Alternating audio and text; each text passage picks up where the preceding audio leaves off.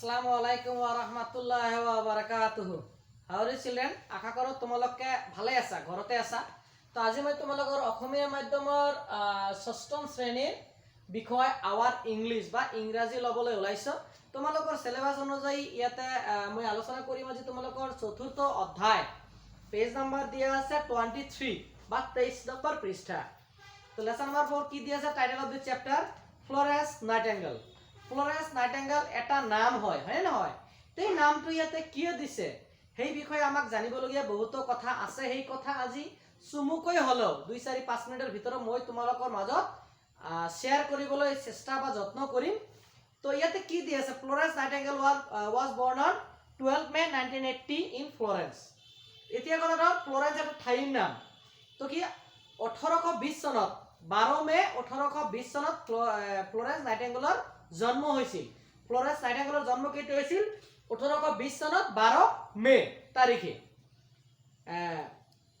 টিস্কেনি Italy Italy দেশৰ ঠাই। and then through she was born in Italy।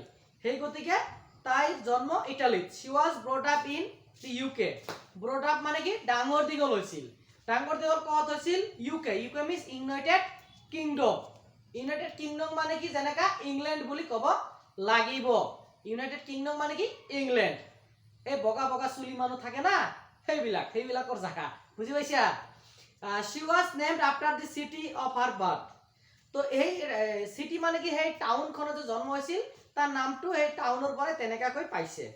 her elder sister France কি Parthenos had similarly been named after the place of birth। না পার্থনা তার elder sister ডাঙর যে তার বাইদেউ আছিল, হ্যাঁ ইল্ডার সিস্টার আছিল, তাইৰ নামটো এনেকা এই সিটি যে যি ঠাইত জন্ম হৈছিল সেই ঠাইৰ নামৰ লগতে মিলাই ৰাখিছিল, তেনেকুৱাকৈ তাইও পাইছিল। Florence is a famous for her nursing work during the Crimean War 83 to 56। এতিয়া কথাটো হ'ল কি যেতিয়া যুদ্ধ হৈছিল 1853 চনৰ পৰা 1856 চনলৈকে এই যুদ্ধৰ সময়ত কি নাৰ্সিং মানে তোমালোকে জানা মানুহৰ সেৱা কৰা, চিকিৎসা সেৱা কৰা। ছোৱালী মানুহসকলে যে নাৰ্স কয় না নহয়? ছোৱালী মানুহসকল মানে নাৰ্স মানে ডক্টৰে ঔষধ দিয়ে, কৈ দিয়ে, লিখি দিয়ে, সেইমতে ইহঁতে চিকিৎসা প্ৰদান, ইনজেকশ্যন দিব লাগে, ঔষধ খুৱাই দিব লাগে, বহাব লাগে, এনেদৰে এক্সাৰসাইজ কৰিব লাগে, এই ইত্যাদি বস্তুবিলাক।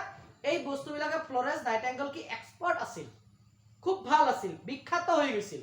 ফেমাস ফৰ বিখ্যাত আছিল। এই যুদ্ধটো কিমান চনত হৈছিল? 1853 চনৰ পৰা 56 চনৰ ভিতৰত। ঠিক আছে? Florence father William nightingale. তো ফ্লোরেন্স দেউতা কোন আছে? উইলিয়াম আছিল। উইলিয়াম নাইটিঙ্গেল ওয়াজ এ ওয়েলদি লন্ডন। ওয়েলদি মানে কি? সম্পত্তিশালী। হেলথ ওয়েলথ, হ্যাঁ না? স্বাস্থ্য সম্পত্তি, হ্যাঁ না হয়? হেলথ ইজ ওয়েলথ, স্বাস্থ্যই সম্পত্তি। তো ওয়েলদি লন্ডনার, সো সম্পত্তিশালী আছিল। শি ওয়াজ ব্রট আপ ইন কি Derbyshire and Hampshire. Florence spend her summer in summer মানে কি? এতিয়া ক'বলৈ গ'লে সামাৰ আৰু উইন্টাৰ দুটা সিজন আছে। সামাৰ মানে গৰমৰ দিন ক'ত কি ডেৰিভেশায়াৰ, আৰু উইন্টাৰত কি হাম্পশায়াৰত সময় অতিবাহিত কৰিছিল। Florence Nightingale's father taught her and her sister a variety of subjects ranging from science and mathematics of the history and philosophy। Philosophy আৰু হিষ্টৰীত ফিলসফি আৰু কি আছে ইয়াতে বিজ্ঞান আৰু অংকৰ কথা কোৱা হৈছে। এই বস্তুবিলাক ইহঁতক শিকাইছিল এই দুই ভনীক তাৰ দেউতাকে শিকাইছিল। He grew up a developed and interest in helping others. Grew up মানে ডাঙৰ দীঘল হৈছিল আৰু কি বেলেগক সহায় কাৰণে উৎসাহিত হৈছিল, উৎসাহিত হৈছিল। At the age of 17 she believed that she was called into service by God to do something for the helpless and miserable। At the age of 17 17 বছৰ বয়সত she was called into service by তাক মাতিলিয়া হৈছিল কাৰ সেৱাৰ যত্নৰ কাৰণে? যে God to do something ঈশ্বৰৰ হকে, to do something কিছু কৰিবলৈ, for the helpless and miserable অসহায় মানুহৰ বাবে। At the first her parents refused to allow her to become a nurse। প্ৰথমতে তাৰ মাক দেউতাকে কি ৰিফিউজ মানে অস্বীকাৰ কৰিছিল কি হোৱাৰ কাৰণে? নাৰ্ছৰ কাৰণে। But at last her father gave his permission। তাৰ দেউতাকে সদৌ শেষত কি তাক অনুমতি দি দিলে। Then Florence went to Germany and undergo training to become a nurse in 1851.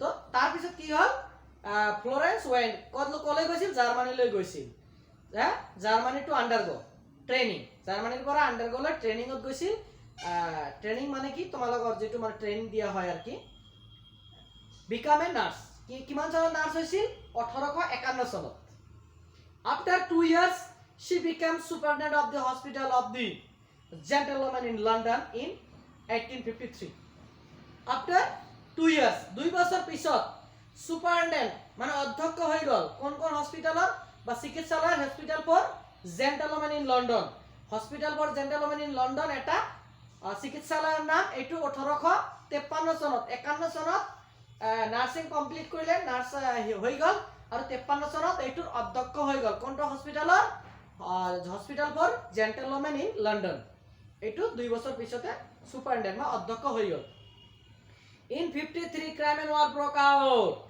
যুদ্ধ বিগ্রহ হৈ আছিল Florence was asked to go Turkey to manage the nursing of British soldiers wounded in a Crimean War. তো তাৰ পিছত কি হল 53 তো যুদ্ধ হৈ আছিল যুদ্ধ আৰম্ভ হৈ গৈছিল Crimean War broke out. তাৰ পিছত কি হৈছে France was asked to Turkey তাক তুৰ্কী যাবলৈ মানে হুদা হৈছিল তুৰ্কী যাবলৈ আৰু মেনেজ কৰিবলৈ কে নাৰ্সিং মানে চিকিৎসা সেৱা আগবঢ়াবলৈ কি কাৰ কাৰণে ব্ৰিটিছ সোলজাৰ্স ব্ৰিটিশ মানে কি মানে এই যে ইংল্যান্ডৰ যে মানুহ সৈনিক আছে এই সৈনিক বিলাকক চিকিৎসা কাৰণে উন্ডেড মানে জখম হোৱা ইন দি ক্রাইমিয়ান ওয়ার এই যে যুদ্ধত যে জখম হৈছে মানুহবিলাক এই বিলাকক সহায় বা চিকিৎসা কৰাৰ ক্ষেত্ৰত তাক হুদি তুৰ্কীলৈ পঠোৱা হৈছিল she travel to Scutari to help the wounded soldier Scutari মানে সৰু স্কুটাৰ বাহনত চলাইও যাই কিনিও মানে সেই যে জখম হোৱা সৈনিকসকলক কিন্তু চিকিৎসা আগবঢ়াইছে she was very sad to see the poor condition in that hospital খুব দুঃখিত হৈছিল সেই হস্পিটাল বা চিকিৎসালয়ৰ এনেকা অৱস্থা দেখি খুব বেয়া অৱস্থা আছিল the wounded soldiers were sleeping in overcrowded and dirty rooms তো যেহেতু জখম হোৱা যে সৈনিক বিলাক আছিল ইহঁতে কি পৰি আছিল স্লিপিং টোপনি মাৰিছিল কল overcrowded and dirty rooms overcrowd মানে কি মানুহৰ অত্যন্ত ভিৰ থকা আৰু সেইবিলাক ৰুমবোৰ ডাৰ্টি মানে একদম ডাৰ্টি মানে যে আৱৰ্জনাৰে ভৰা সেইখন ৰুম বিলাকত টোপনি পাৰি আছিল they did not have blanket and decent food decent মানে ভাল খাবলৈ উপযুক্ত খাদ্য নাছিল blanket মানে কি তোমালোকৰ কম্বল গাত লবলৈ কম্বলো নাছিল diseases such types cholera and dysentery spread among the soldiers typhoid হৈছিল cholera হৈছিল আৰু dysentery মানে পাতলা পায়খানা যেটো আমি কওঁ হেতু spread among the soldiers spread এই হল যে মানে সৈনিকসকলৰ মাজতে এটো মানে হিচৰিত হৈ পৰিছিল বাহিৰত জনাই among the soldiers সৈনিকসকলৰ মাজতে many of them died of infection of diseases এইবিলাকৰ কাৰণে বহুত এইটো ইনফেকশন হৈছে ইনফেকশন হোৱাৰ ক্ষেত্ৰত দিহতে বাচিবলৈ সক্ষম নাই বহুতৰে ইতিমধ্যে মৃত্যুবৰণ হৈছিল Florence and her nurses set up a kitchen and dug latrine for sanitation they asked to help from এটা মানে ৰান্ধনী ঘৰৰ দৰে তেনেকা হেতু স্যানিটাইজাৰ কাৰণে ভাল হেৰি কৰিছিল তাৰ পিছত the wounds of the wounded soldiers they became able to take good care of the soldiers and the dead rate of the soldiers dropped death of the soldiers rate মানে কি যেনেকুৱা ভাবে মৃত্যুবৰণ কৰিবলৈ আৰম্ভ হৈছিল এটো ইহতে যত্ন আৰম্ভ কৰাৰ পিছত অলপ থমকি গল মানে কমি গল যেনেকা কৰোনা ভাইৰাছ আগত বেছি হৈ আছিল এতিয়া কম হৈ আছে গভৰ্ণমেণ্টে ষ্টেপ লৈছে কাৰণে তো তেনেকা Florence was visited to soldiers at night when they are asleep যেতিয়া টোপনি পাৰি থাকিছিল তেতিয়া তাই ভিজিট কৰিছিল পৰিদৰ্শন কৰিছিল কেনেকা কি she carried a lamp as the work as she was in the battlefield hospital ইমান যুদ্ধ বিগ্ৰহৰ যে মানে হস্পিটাল যে ফিল্ড যে আছে তাতো এই ল্যাম্প এটা লৈ এই বিচাৰি সবকে চাইছিল দেখিছিল she was referred to as the lady with the lamp কি কৈছিল the lady with the lamp thus they became the true hero and the soldiers to everyone back home in England তাৰ পিছত সকলো বিলাকে মানে হিৰো হৈ গৈছিল সোলজাৰবিলাক ঠিক ঠাক হৈ গৈছিল আৰু ঘৰ অভিমুখে ঠিকমতে ঘূৰি আহিবলৈ পাৰিছিল on 13 August 1990 at the age of 90 Florence Nightingale died in Mayfair London লণ্ডনৰ মেফেয়াৰ নামৰ ঠাইত 1910 চনত 90 বছৰ বয়সত তাইৰ মৃত্যু হৈছিল তো আজি মই এটো ডিসকাশন মানে অলপ হলো তোমালোকক কলো যে ছোৱালীজনী কেনেকা আছিল কেনেকা নাছিল কেনেকাকৈ নাচ হ'ল কেনেকা ছুপাৰটেণ্ডেণ্ট হ'ল কেনেকৈ তেতিয়া সৈনিকসকলক সহায় কৰিবলৈ ইংলেণ্ডৰ পৰা তুৰ্কীত তাক পঠোৱা হ'ল কেনেদৰে সহায় কৰিলে কেনেদৰে মানে কি বেমাৰৰ পৰা ৰক্ষা পালে কেনেদৰে ঘূৰি আহিলে কিমান বছৰ বয়সত মৰিলে ক'ত মৰিলে এইটো কিন্তু ডিটেইলছ মই অলৰেডি তোমালোকক কৈয়ে দিছোঁ হয় নহয় তো সেই ক্ষেত্ৰত আজি মই বিশেষ একো নকওঁ কুৱেশ্যন এনচাৰ যিবিলাক আছে কুৱেশ্যন এনচাৰবিলাক মই মোটামুটি তোমালোকক অহাকালি যদিও মানে যদি তোমালোকৰ ৰুটিনত আছে অহাকালি দিম আৰু যদি তোমালোকৰ ৰুটিনত নাই তেনেহ'লে মই তোমালোকক মোটামুটি সোমবাৰ দিনা তোমালোক কুৱেশ্যন এনচাৰবিলাক এইটো চেপ্টাৰৰ দি দিম ঘৰত ভালদৰে পঢ়িবা তো আজি বিশেষ একো নকওঁ আজিৰ ক্লাছ মই ইমানতে সামৰণি মাৰিছোঁ ধন্যবাদ